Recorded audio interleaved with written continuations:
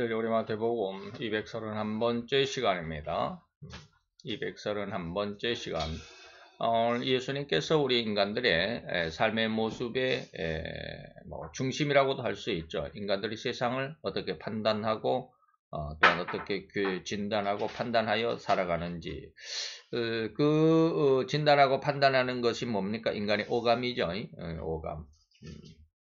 그래서 그 오감을 가지고 세상을 진단하고 세상을 판단해 가는데 어떻게 진단하고 판단하느냐에 따라서 무감각한 자들이 있고 착각하는 자들이 있고 정확하게 깨닫는 정각하는 자들이 있다라고 이렇게 말씀하십니다.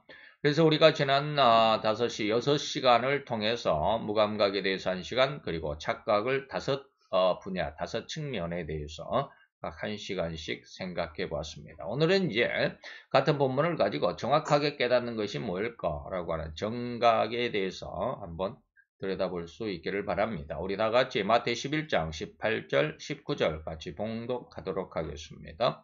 요한이 와서 먹지도 않고 마시지도 아니하며 저희가 말하기를 귀신이 들렸다 하더니 인자는 와서 먹고 마심에 말하기를 보라 먹기를 탐하고 포도주를 즐기는 사람이요 세리와 죄인의 친구로다 하니 죄는 그 행한 일로 인하여 옳다함을 얻느니라. 아멘.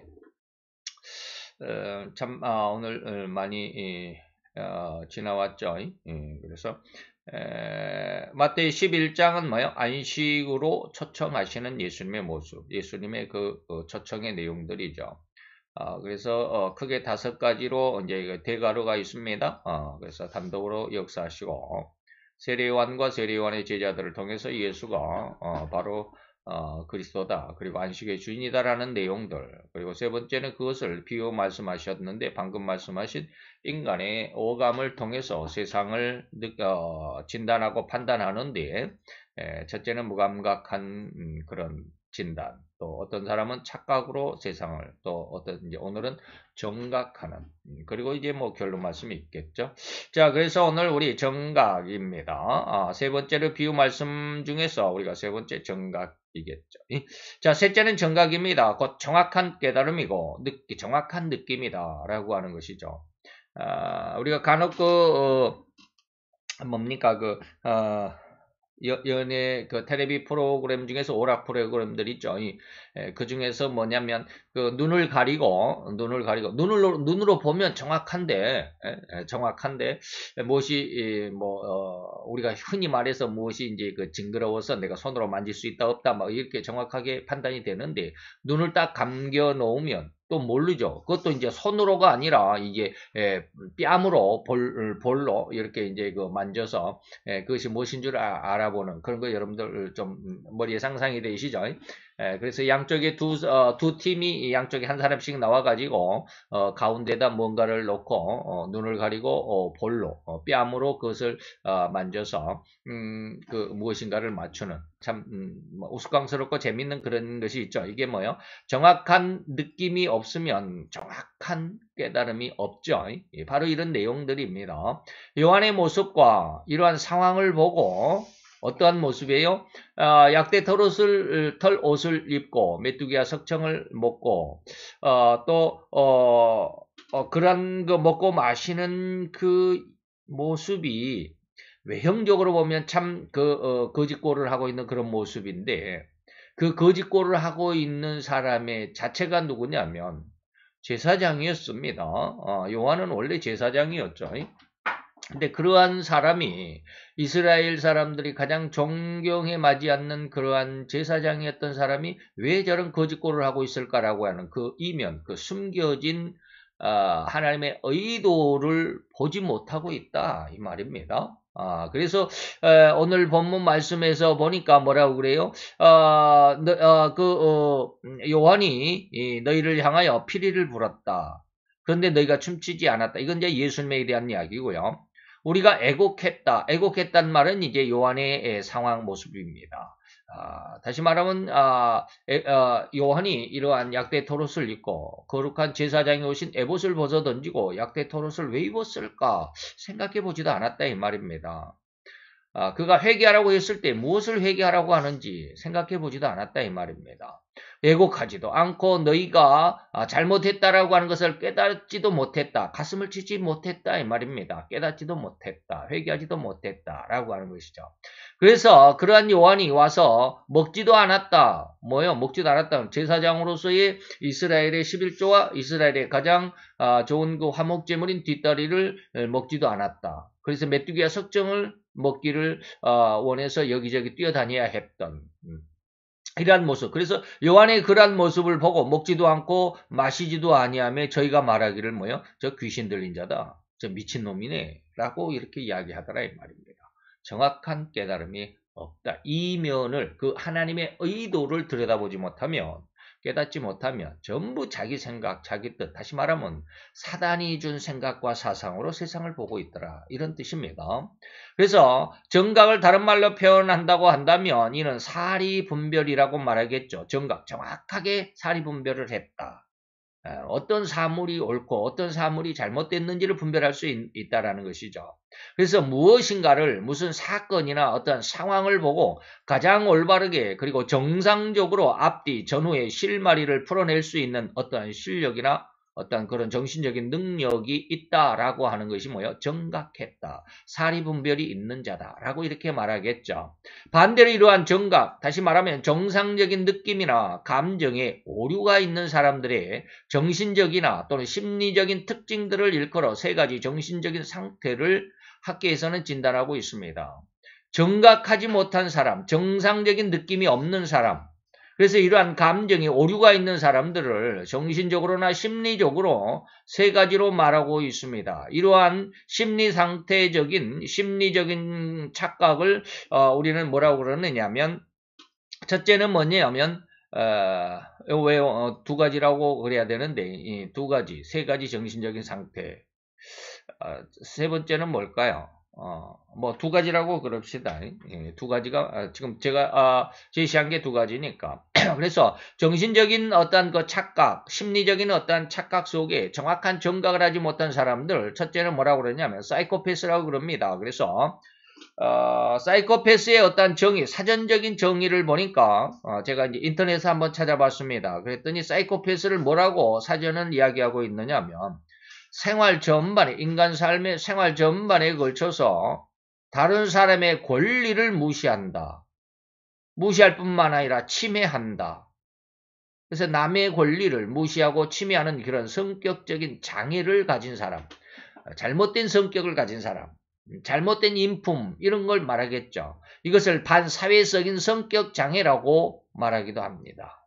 그래서 평소에는 정신병질이 내부에 잠재되어 있다가 정신병적인 그런 그 내용이 그 사람 마음속에 잠재해 있다가 어떠한 그 사건, 범행을 통해서 밖으로 드러나기 때문에 주변 사람들이 알아차리지 못하는 것이 특징입니다. 그러니까 밖으로 드러나지 않을 때까지, 드러날 때까지는 모르죠. 자, 참 좋은 사람이에요. 그래서 우리가 가끔가다 뉴스에도 보면 이런저런 흉악한 사람들 모습을 자기 어떤 옆집에 있는, 그리고 우리 한 동네에 있었던 사람이 그런 일을 했다 그러면, 야, 평소에는 그렇게 훌륭하고 착하고 선한 사람이었는데, 뭐 이런 말을 뉴스에서 간혹 이야기하기도 하죠. 이런 것을 여러분들이 혹시 뉴스를 통해서 보셨을 것입니다. 그 다음에 사이코패스와는 조금 다르게 소시오패스라는 사람들이 그런 어떤 진단이 있습니다. 소시오패스를 사전적인 의미를 이렇게 제가 찾아보니까 자신의 성공을 위해서는 사이코패스는 뭐요? 생활 전반에 걸쳐서 이 말이에요. 생활 전반에 걸쳐서 다른 사람의 권리를 무시하거나 침해하는 성격적인 장애인데 소시오패스는 뭐요? 자신의 성공을 위해서 수단과 방법을 가리지 않고 나쁜 짓을 저지르며 이에 대해 전혀 양심의 가책을 느끼지 않는 사람을 뜻한다라고 이렇게 소시오패스를 사전적으로 정의를 해놨습니다. 그런데 이런 소시오패스적인 성향의 사람은 절대로 상대를 평가할 때 무엇을 먼저 보느냐면 저 사람이 나의 성공을 위해서 필요한 사람인가를 먼저 진단한다고 합니다. 그리고 필요한 만큼만 이용하고 그리고 그 필요한 어떠한 그 필요의 조건, 필요의 내용, 조건들이 사라지게 되면 이제 나하고는 이제 너는 더 이상 이용 가치가 없어라고 판단이 되면 철저하고 과감하게 도마뱀이 자기의 꼬리를 잘라내듯이 아무런 양심의 가책도 없이 양심도 없이 잘라내버립니다. 나 너 몰라.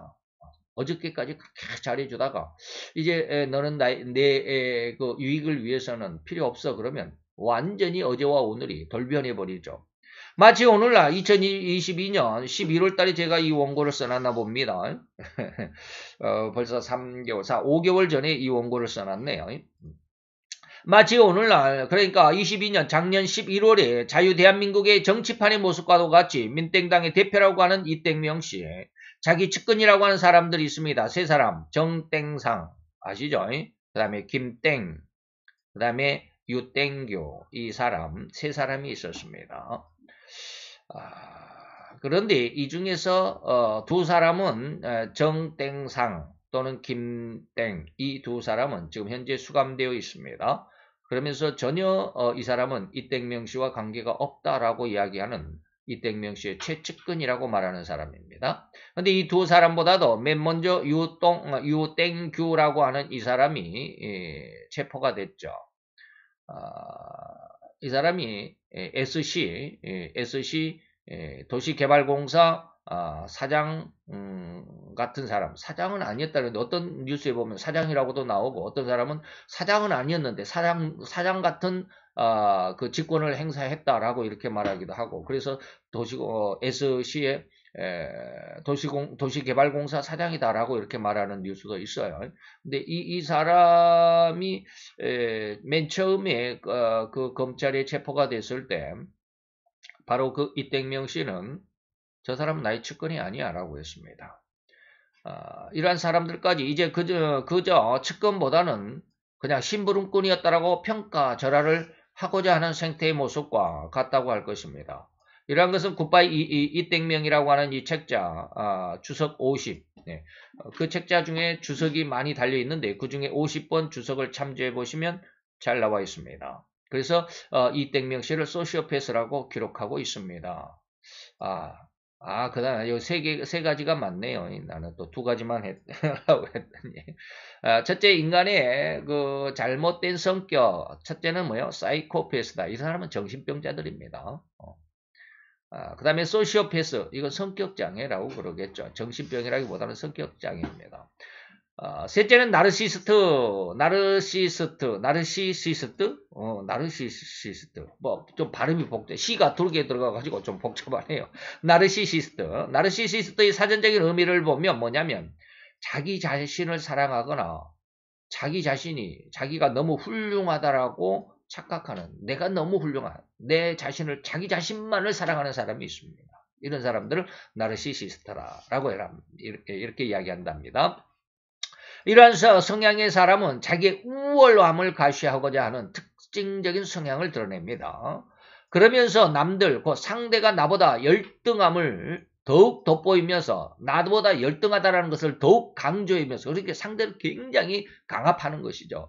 여러분, 제가 어제 그제 뉴스를 보고 깜짝 놀랐어요. 어제 그제 뉴스를 보고 그동안에 뉴스를 잘 안 보고 그냥 인터넷 동영상만 이렇게 보고 요즘에 뭐 이거 민땡당에 하는 일이나 국땡에 그 하는 일이나 이런 것을만 보다가 정상적인 어떤 뉴스 전체적인 것을 내용을 안 보다가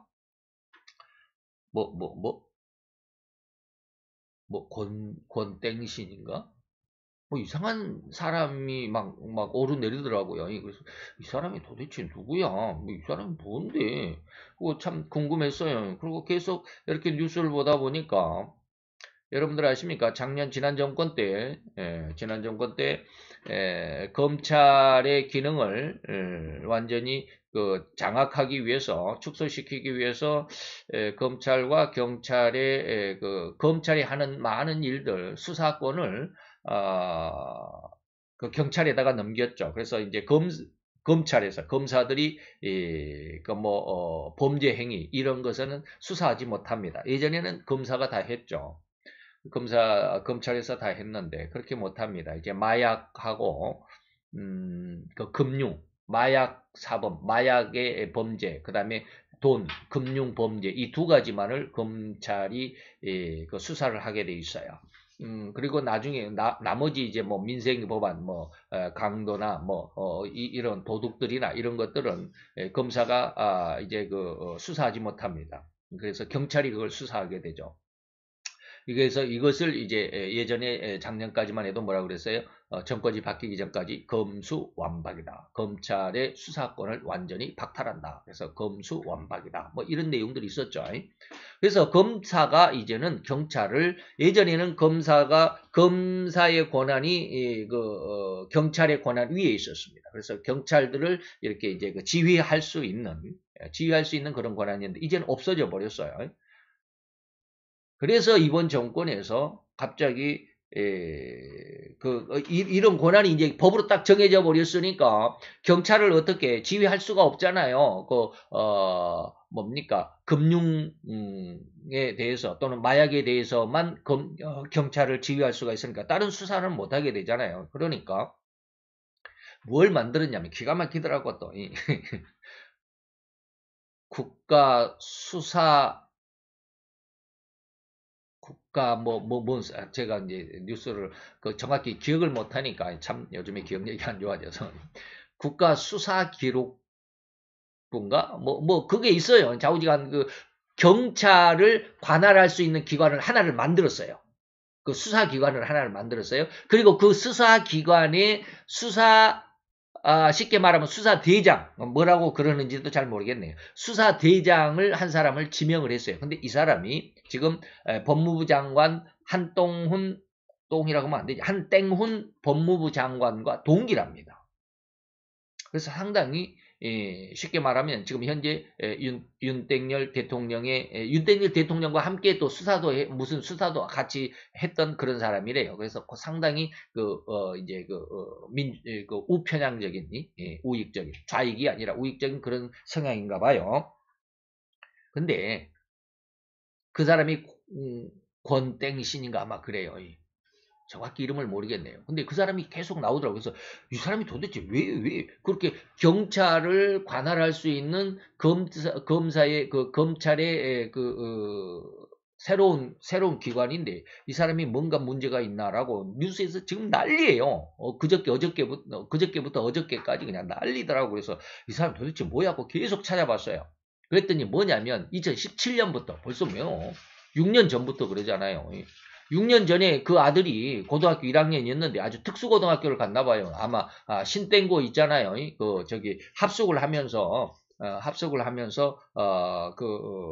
3년을 고등학교 3년을 하면서 서울대를 많이 보낸 신땡고 있습니다. 예, 신땡고. 바스땡르 뭐 있잖아요. 우유. 예, 그걸 만드는 그런 회사 아시죠? 그 신땡고에 1학년에 들어갔는데 같은 동아리 학생 그러니까 뭐 거기에 들어가는 학생들은 상당히 뭐 우리나라에서 그래도 머리가 좋은 애들이라고 말할 수 있겠죠. 근데 그 중에서 자기 친구를 같은 동아리에 있는 그리고 같은 동아리에 있는 친구를 그렇게 괴롭혔답니다.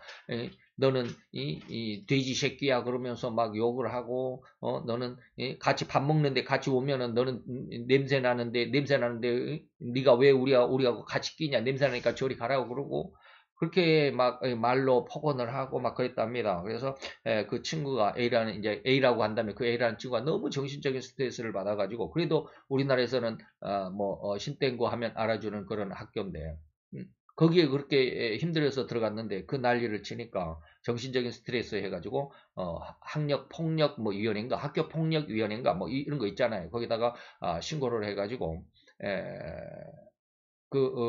이제 가해 학생을 전학을 보내기로 했어요. 전학을 보내기로 했는데 그 아빠가 누구냐면 그때 당시에 무슨 뭐 아주 검사로서 아주 직위가 높았던 그런 검사였다고 그럽니다. 근데 그 검사가 이제 아버지가 검사니까 그냥 이렇게 학교에서 다른 데로 전학 가라라고 이렇게 딱 저기를 했는데 거기를 뭐 가처분 신청이니 뭐 집행 정지 신청이니 막 이런 것들을 계속해서 막 법원에다가 제출을 하고 뭐 이렇게 전학하는 것을 좀 늦춰달라 지금 집행 정지를 해달라 막 이렇게 했대요. 그러니까 학교 관계자가 볼 때 야 이거 일반적인 사람이 아니구나. 이 사람은 아주 전문적인 사람이구나. 법에 대해서 너무 잘하는 사람이구나. 라고 이런 걸 인식을 했대요. 그래가지고 이제 그 가해 학생 아버지 측에서 가해 학생 측에서 이제 막 법원에다가 이거 잘못됐으니까 우리 전학을 학교에서 전학을 결정을 한 것을 번복을 해달라, 그 취소시켜달라라고 이제 법원에다가 하니까 1심에서 안 된다, 전학하라. 2심에서 다시 또 뭐 그걸 상고라고 그럽니까? 항고라고 그럽니까? 그렇습니다. 법도 잘 몰라요. 그러니까 2심에다가 다시 고등법원에다가 또 신청을 해가지고 2심에서도 또 기각을 당했어요. 이 가해 학생은 전학하는 게 마땅해. 학교의 처분이 오라라고 해가지고 또 전학을 맞다라고 그랬습니다. 그랬더니 이 사람이 또 대법원까지 또 했어요. 그걸 상고라고 그런지 항고라고, 어떤 것이 상고고 항고인지 잘 모르지만 좌우지간 대법원에까지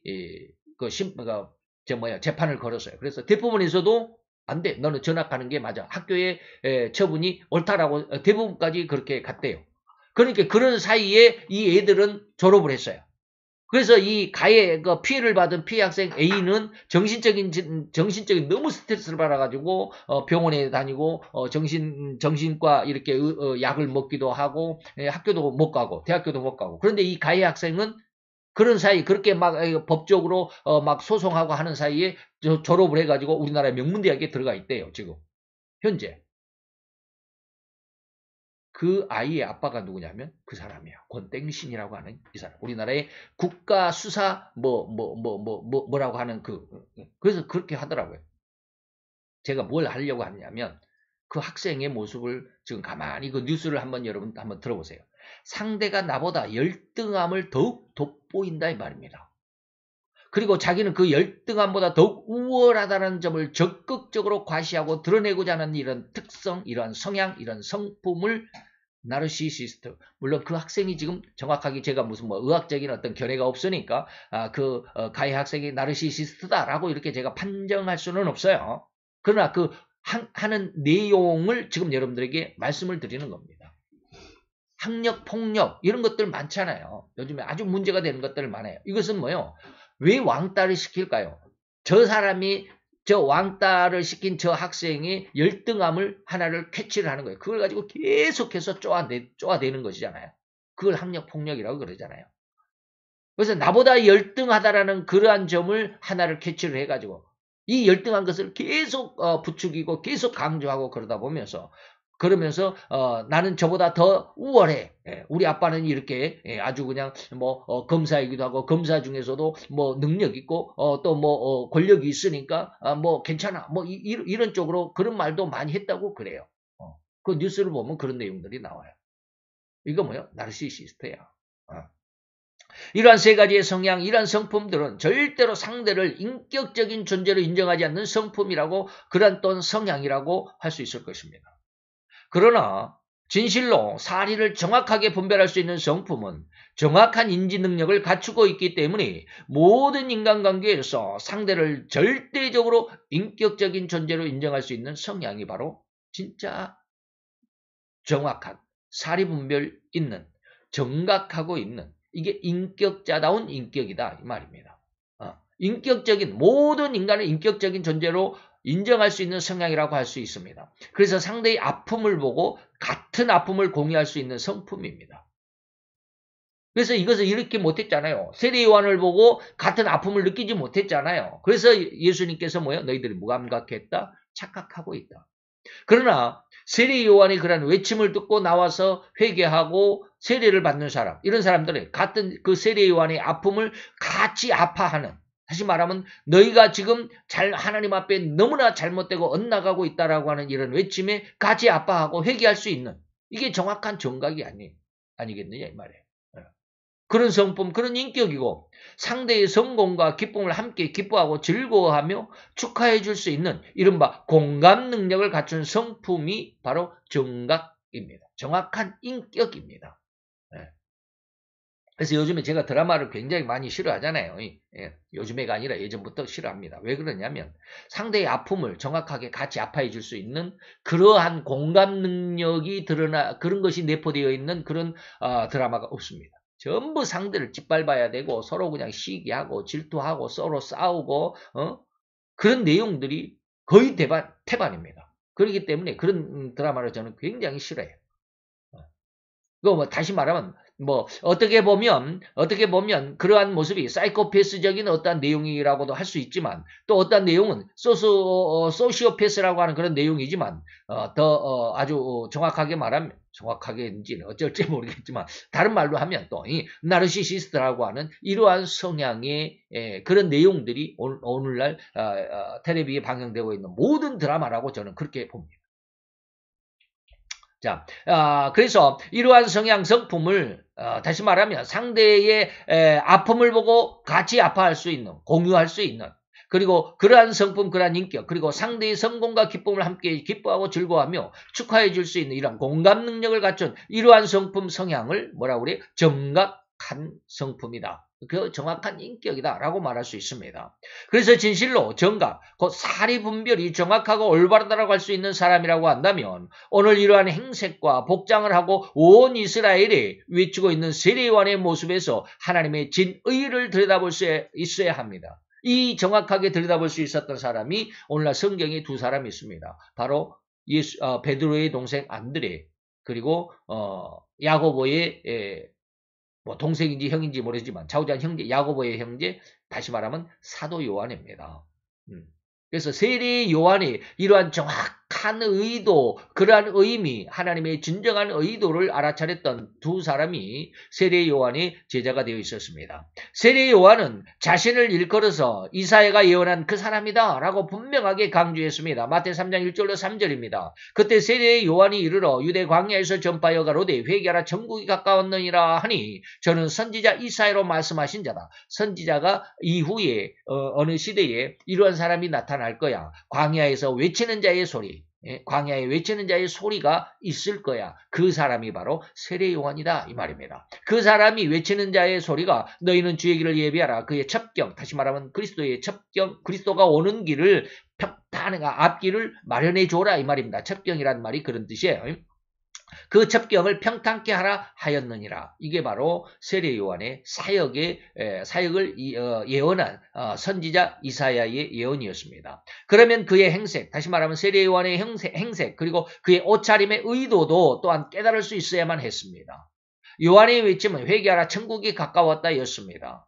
그 회개치 않으면 이스라엘의 엄청난 재앙과 역경이 찾아올 것이니 거지도 입지 않는 낙타의 껍질을 입을 것이니, 다시 말하면 회개하여 천국에 들어가야 되는데 너희들 회개치 않으면 내가 입고 있는 이러한 낙타의 껍질, 낙타의 껍질은 뭐야? 약대 털옷이라고 지금 말하고 있지만 우리가 말하면 약대를 낙타라고 그러죠.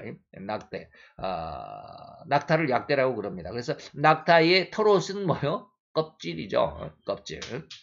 그래서 왜 그 낙타의 가죽으로는 왜 옷을 해 입지 않을까요? 낙타는 부정한 짐승입니다. 부정한 짐승이에요. 그들이 생활의 유익을 위해서 사막을 횡단할 때에 쉽게 말하면 그 횡단 수단, 통행 수단으로 사용할 수 있는 아주 유용한 교통수단이죠. 교통수단이기도 하고 그 낙타로 인해서 또한 많은 재산으로서의 어떤 가치도 있죠. 몇 마리가 있느냐에 따라서 쉽게 말하면 우리 요즘으로 말하면 내가 차가 몇 대야 뭐 이런 것처럼 그런 내용들이 되겠죠.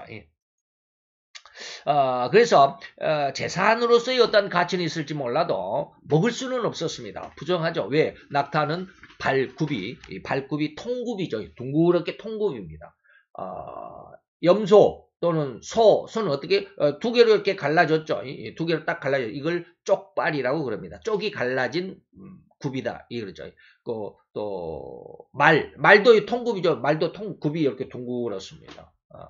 그래서 쪽발이 갈라지지 않았죠. 그래서 말이나 약대는 부정하다. 그래서 부정한 짐승으로서는 옷을 해 입지 않습니다. 그런데 지금 세례 요한은 그 약대의 가죽으로, 낙타의 가죽으로 옷을 해 입었다. 굉장히 수치를 의미합니다. 엄청난 수치예요.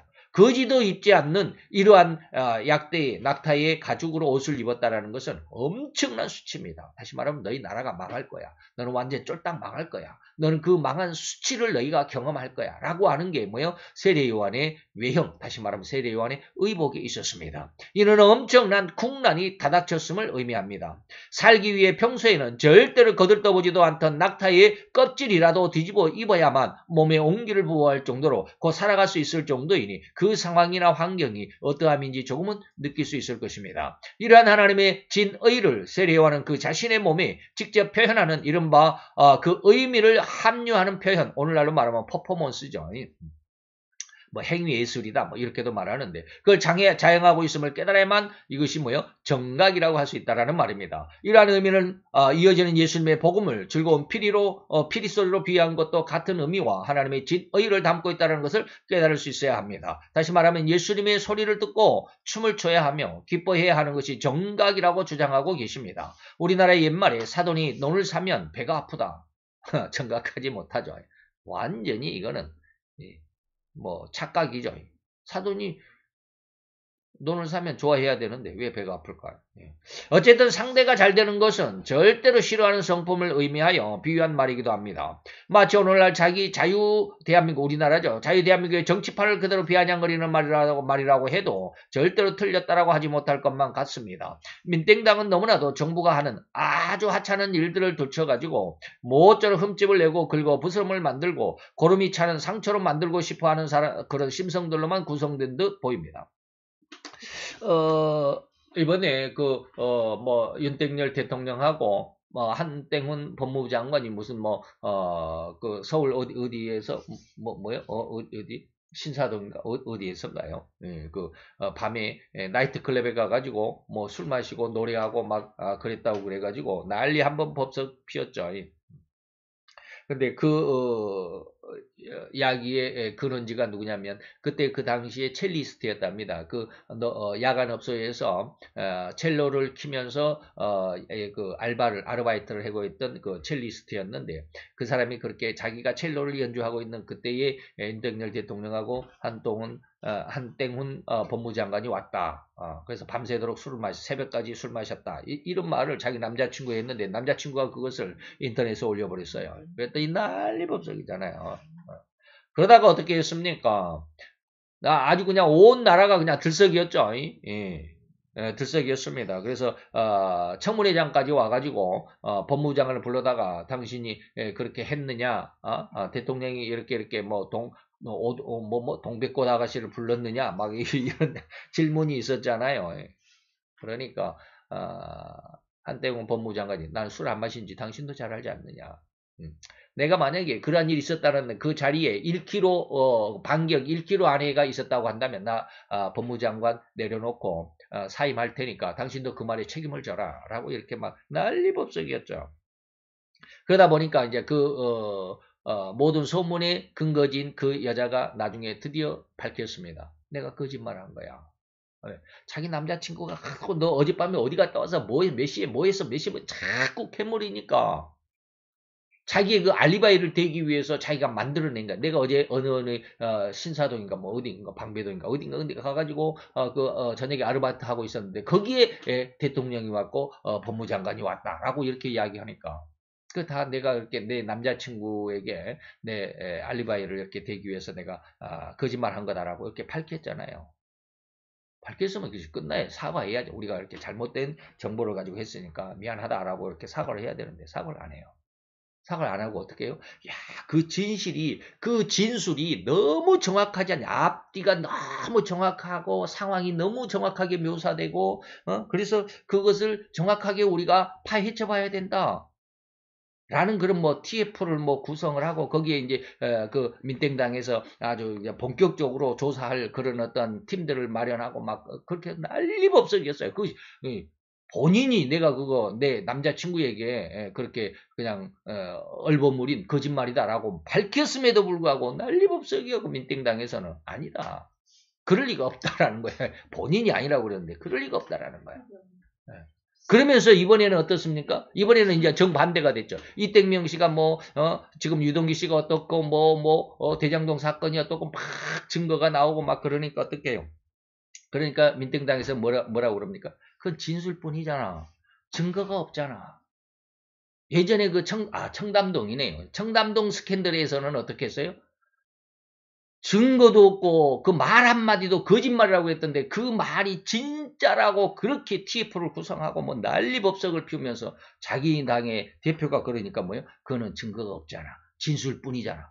너무너무 정확한 앞뒤가 정확한 진술들이 있음에도 불구하고 그건 진술뿐이야. 그런 거 필요 없어. 증거의 능력이 없어 라고 이렇게 말하잖아요. 완전 내로남불이죠. 이런 거는 뭐예요? 이게 민땡당이 바로 이러한 모습이에요. 대통령의 영부인, 지금은 물론 영부인이라는 말을 사용하지 않지만 캄보디아의 심장병 어린이를 찾아가 병문안한 것을 두고 민땡당에서는 포르노라고 그냥 포르노 찍었다라고 이렇게 이야기합니다. 코스프레라느니 별별 잡다한 말들로 치장하여 비난을 받더니가 아니에요. 그렇게 치장했음으로 인해서 민땡당이 아주 그냥 아니 대통령 영부인의 그 사진이 어떻게 포르노냐라고 이렇게 그냥 막 세간에서 난리 법석을 피우니까 그렇게 비난을 받았다 이 말입니다. 이제는 그 장면에서 조명을 설치하는 즉 연출한 것이라고 트집을 잡을 수조차 없는 트집을 잡아 무리를 빚어내고 있는 현실이 민땡당의 모습입니다. 곧 남의 흥에 장단을 쳐줄 수가 없고 오히려 그 흥에 찬물을 끼얹어야만 속이 시원하겠다는 식의 성품이고 성향이 모습이 아니겠느냐. 이러한 성품을 예수님의 동생인 유다는 뭐라고 그랬습니까? 이단의 생태 중에서 한마디 했습니다.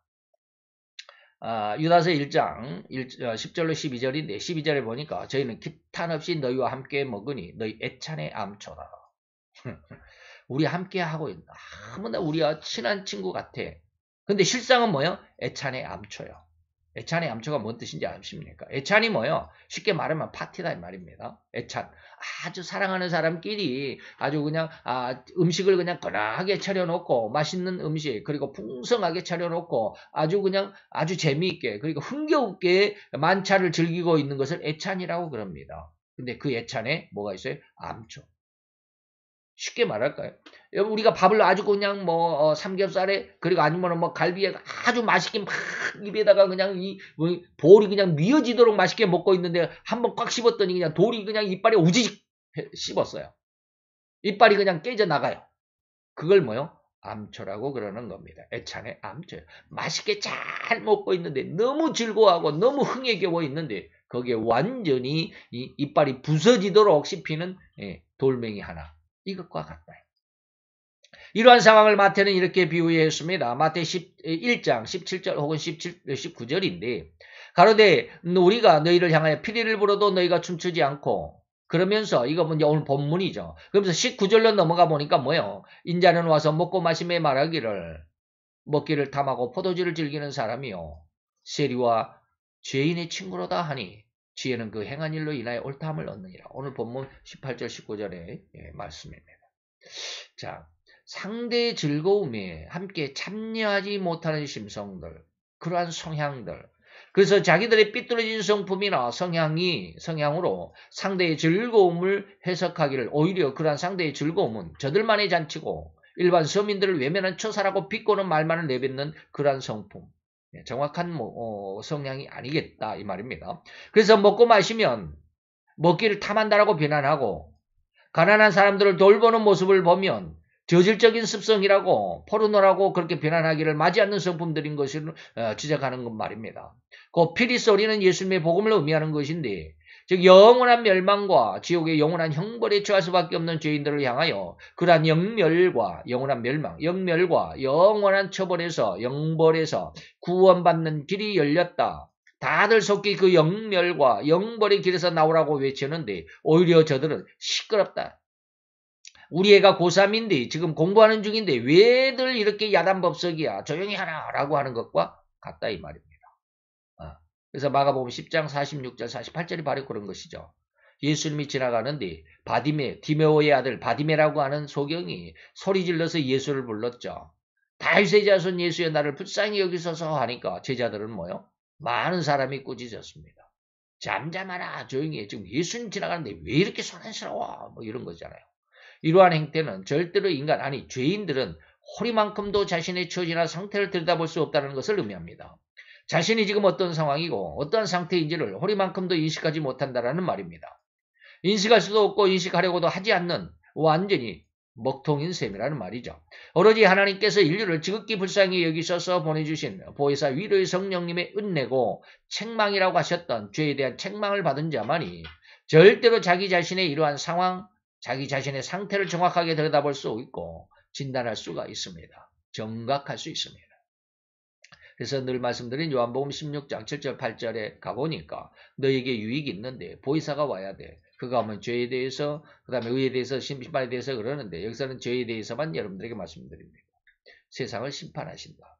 다른 은혜, 그 책망도 다른 은혜, 다른 책망도 있지만 이 죄에 대한 책망을 받는 신자라야만이 진정한 성도로 성장하는 것입니다. 마치 사도 바울이 이전에 알지도 깨닫지도 못했던 자기 자신 속에 깊숙이 숨어있던 육체의 법이며 그래서 의의 법과는 또 다른 한 법이 있다는 것을 들여다볼 수 없었습니다. 그런데 이러한 은혜가 있고 난 다음에 들여다볼 수 있었습니다. 그래서 오라 나는 공고한 사람이로다 누가 나를 이 사망의 몸에서 구원하랴. 나는 어쩔 수 없는 죄인이구나. 내가 예수를 믿는다고 하지만 내가 예수를 믿고 구원을 받았다고 하지만 나는 웬일인지 의의 법이 아닌 죄의 법에서만 나는 살아가는구나. 이것을 깨닫는 사람이 누구예요? 사도 바울이에요. 그래서 그가 로마서 7장 21절 27절에서 말하는 거예요. 내가 이제야 한 법을 깨달았어. 이건 사도 바울이 처음 시작하는 신앙이 아니에요. 완전히 정점에 있었던 신앙이에요. 그 선을 행하기를 원하지만 나는 악이 함께 있는 것이구나. 그래서 내 지체 속에 한 다른 법이 있는데 이것이 내 지체 속에 있는 죄의 법 아래로 늘 사로잡아 나는 죄만 짓고 사는구나. 오라 나는 공고한 사람이야. 이 사망에서 누가 나를 건져내랴. 이게 로마서 7장입니다. 이후 사도 바울은 예수 그리스도 안에서 하나님께 감사와 찬송을 올려드립니다. 그리고 고백하기를 이제는 성도에게는 결코 정죄함이 없게 됐다고 이러한 공고함 속에서 하나님 앞에 진실로 회개하게 되니까 진정한 회개가 이루어지니까 이 말이에요. 그랬더니 그리스도 예수 안에 있는 자에게는 결코 정죄함이 없는 그 하나님의 은혜, 성령의 생명의 법을 얻었더라 이 말입니다. 그리스도 예수 안에 있는 생명의 성령의 법이 죄와 사망의 법에서 이 죄와 사망의 법이 뭐예요? 로마서 7장 21절로 24절까지 내용이에요. 이게 죄와 사망의 법이에요. 내 속에 또 다른 한 법이에요. 내 지체 속에 있는 또 다른 한 법. 의의 법이 아닌 육체의 법, 죄의 법. 여기로 항상 나를 끌어가더라. 나는 항상 죄만 짓더라 이 말입니다. 네. 그래서 이제 예수님 십자가 보혈의 은혜와 함께 보혜사 유래의 성령님께서 행하시는 책망을 들음으로 인해서 진정한 참 성도가 된 자들에게는 절대로 자신이 철저하게 들여다볼 수 있는 가장 정확하고 가장 올바른 신앙의 길에 들어 세우셨다는 것을 의미하는 것입니다. 네. 이때야 비로소 성도는 정각할 수 있습니다. 그러기 전에는 정각이 안 돼요. 네. 자기 자신을 들여다볼 수가 없어요. 자기는 옳다라고 생각해요. 자기는 정말 하나님 앞에 충성이라고 자기는 정말로 하나님 앞에 헌신이라고 생각을 해요. 근데 그게 헌신이 아니고 그게 충성이 아니고 나 자신을 위한 욕망이었을 뿐입니다. 이것을 볼 수 있어야 돼요. 모든 성도가 다 이러한 은혜와 즐거움에 참여할 수 있기를 간절히 기원해 봅니다. 이러한 정각을 했을 때는 음부에 있는 사람들이라도 춤을 추게 하며 굉장히 엄청난 말을 하죠. 음부에 있는 사람이 이것을 깨달았을 때의 말이에요. 근데 깨닫지를 못하는 것은 뭐 사실이지만. 자, 즐거워할 수 있을 정도로 기쁜 소식이라는 것입니다. 예수님의 피리소리가 그렇게 기쁘다 이 말이에요. 여기서 또 하나의 교훈은 예수님의 친구들은 세리와 창기했다는 것을 볼 때 우리의 눈은 어디로 향해 하는지를 여실히 증명해주고 있습니다. 다시 말하면 아주 세상에서 많은 존경을 받고 명예와 권세 속에 있었던 대제사장, 제사장, 서기관과 율법사 같은 사람들은 예수를 몰라봤잖아요. 그런데 예수님을 세리와 창기들은 예수님을 알아보았습니다. 정각했다 이 말입니다. 그렇다고 한다면 우리는 세상적으로 외형적으로 아름다운 그런 대제사장이나 제사장, 서기관과 율법사 같은 사람들의 그런 삶이 아니라 비록 세상에서는 이렇게 조금이 아니죠. 많이 이렇게 멸시와 천대를 받을 수 있는 그러한 삶의 모습일지라도 우리의 심성은 하나님을 향할 수 있고 예수를 진정으로 알아볼 수 있는 그런 심성이 되어야 되지 않겠나 이 말입니다. 그것은 우리가 어느 정도 위치에 있다고 해서 그 정도로도 못 된다고 생각하는 사람, 나보다도 못한, 아까 뭡니까? 나르시시스트 같은, 예? 나보다 못한 사람을 아주 깔아뭉개려고 하는, 거들떠도 보지 않는 그런 인격이라고 한다면 우리는 다시 한번 생각해 봐야 할 것입니다. 선한 사마리아의 비유에서와 같이 나보다 못한 사람, 불행한 사람들을 돌아보는 병든 자의 친구가 되고 천한 자들의 친구가 되는, 세리와 죄인의 친구가 되는 그런 방향으로 우리의 삶을 잘 엮어가시기를 축원해 드립니다. 기도합시다. 할렐루야. 주님, 오늘도 여호와의 귀한 사랑과 그 크신의 은총을 감사드리나이다. 주의 영광 앞에 있어서 오늘 이 시간 정각이 무엇이며 어떻게 우리의 삶을, 또 내 인생과 내 인품과 그리고 내 신앙을 어떻게 올바로 잡아가야 하는지 그 아버지의 정확한 길을 제시했사오니 아버지, 우리도 이러한 아버지의 정각의 신앙 속에 또한 그러한 성품으로 잘 자라갈 수 있는 올곧은 주님의 아들, 주님의 귀한 딸들, 하나님의 백성들이 되어갈 수 있는 길로 인도하여 주옵소서. 모든 것을 주께 맡기고 인도하시며 보호하시며 또한 지켜주시는 하나님의 은혜를 더욱더 간절히 사모하며 예수 그리스도의 이름으로 기도하여 싸움나이다. 아멘.